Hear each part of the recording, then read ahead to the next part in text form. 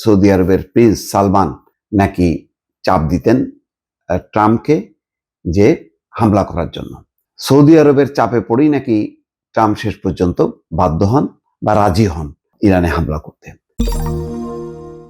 দেখেন, এই যুদ্ধেও একটা মেরুকরণ ঘটে গেছে। আমেরিকার পক্ষে আস্তে আস্তে অবস্থান নিচ্ছে পশ্চিমা শক্তিধর দেশগুলো, আর সৌদি আরবের কথাও এসছে যে সৌদি আরবের প্রিন্স সালমান নাকি চাপ দিতেন ট্রাম্পকে যে হামলা করার জন্য। সৌদি আরবের চাপে পড়েই নাকি ট্রাম্প শেষ পর্যন্ত বাধ্য হন বা রাজি হন ইরানে হামলা করতে। এই খবর বের হয়েছে এবং সম্ভবত সেই কারণেই সৌদি আরবে একের পর এক হামলা হচ্ছে ইরানের পক্ষ থেকে। ইরানের সাথে সৌদি আরবের যে সমঝোতা, সেই সমঝোতা ভেঙে গেছে ইতিমধ্যে। এই সমঝোতা স্থাপন করেছিল চীন বছর 3 আগে। এখন প্রথমে হামলা শুরু করে যুক্তরাষ্ট্র এবং ইসরায়েল। সেই হামলায় আয়াতুল্লাহ খামেনি সহ দেশটির প্রতিরক্ষা মন্ত্রী, সেনাপ্রধান সহ শীর্ষ কমান্ডাররা নিহত হয়েছে এবং মার্কিন প্রেসিডেন্ট ডোনাল্ড ট্রাম্প ঘোষণা করেছে যে লক্ষ্য অর্জিত না হওয়া পর্যন্ত এই হামলা অব্যাহত থাকবে। 4 সপ্তাহ ধরে এই হামলা চলবে। ইরানে হামলা শুরুর পর গতকাল রোববার একটা চাঞ্চল্যকর রিপোর্ট প্রকাশ করেছে ওয়াশিংটন পোস্ট। তাদের রিপোর্টে বলা হচ্ছে, সৌদি যুবরাজ মোহাম্মদ বিন সালমান এবং ইসরায়েলের চাপে ইরানে হামলা শুরু করেছেন ডোনাল্ড ট্রাম্প। অবশ্য প্রকাশ্যে ইরানে হামলা বিরোধিতা করলেও গোপনে ইরানে হামলা চালানোর জন্য চাপ দিতেন যুবরাজ সালমান। এমন রিপোর্ট প্রকাশের পর এবার ইরানের বিরুদ্ধে পরোক্ষভাবে যুদ্ধে জড়িয়েছে যুক্তরাজ্য।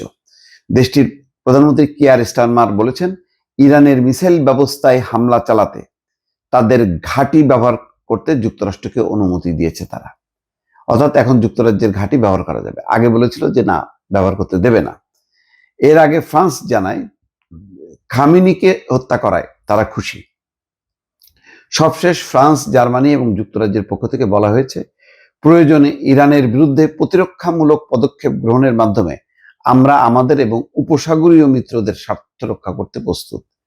দেশ তিনটির নেতারা যৌথ এক বিবৃতিতে বলেছে, মধ্যপ্রাচ্যে এসব দেশের বিরুদ্ধে ইরানের নির্বিচারে এবং অসামঞ্জস্যপূর্ণ ক্ষেপণাস্ত্র হামলায় তারা হতবাক। অর্থাৎ যে বিভিন্ন আরব দেশগুলোতে নির্বিচারে হামলা করছে, এতে তারা হতবাক হয়েছে। সেই কারণে এখন তারা মার্কিন যুক্তরাষ্ট্রের পক্ষে অবস্থান নিয়েছে।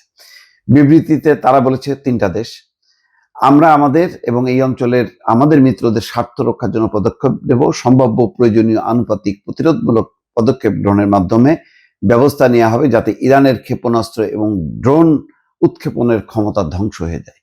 আসলে এটাই হচ্ছে মূল লক্ষ্য, যে ইরান যাতে ক্ষেপণাস্ত্র ছুটতে না পারে, ড্রোন যাতে উৎক্ষেপণ না করতে পারে। এটা করলেই আর যার লাভ না হোক, ইসরায়েলের লাভ হবে, আমেরিকার লাভ হবে এবং তারা মধ্যপ্রাচ্যকে করায়ত্ত করতে পারবে। ইরানই হচ্ছে সর্বশেষ একটা একক শক্তিধর দেশ যারা একেবারে বহুকাল ধরে এই পর্যন্ত ইসরায়েল এবং আমেরিকার বিরুদ্ধে লড়াই করে গেছে। আর বাকি সবাই একেবারে কি বলবো, এটা পরাভূত হয়েছে, পদানত হয়েছে এবং পদলেহন করে এই আরব দেশগুলো টিকে আছে, যার নির্মম পরিণতি বহন করছে ফিলিস্তিনির মুসলমানরা সহ সারা বিশ্বের এই মুসলমানরা, যাদের কোনো অধিকার নাই।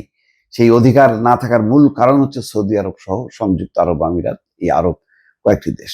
তাদের কারণে ইসরায়েল এবং আমেরিকা বারবার মধ্যপ্রাচ্যে মাথা চাড়া দিচ্ছে। এখন দেখেন, ঠিকই পশ্চিমা শক্তিগুলো ঐক্যবদ্ধ হয়েছে ইরানের বিরুদ্ধে। ইরানকে কত ফ্রন্টে যুদ্ধ করতে হচ্ছে শুধু একবার কল্পনা করেন।